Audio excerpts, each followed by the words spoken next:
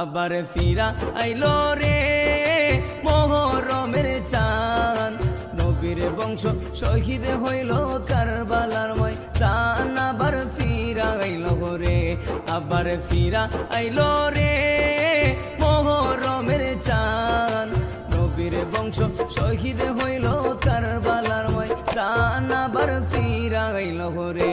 আল্লাহ কি আগুন লাগাইলো এ যদি দোস্তে কারবালায়, লিখতে গেলে আশিকের কলজা ফাইটা যায়।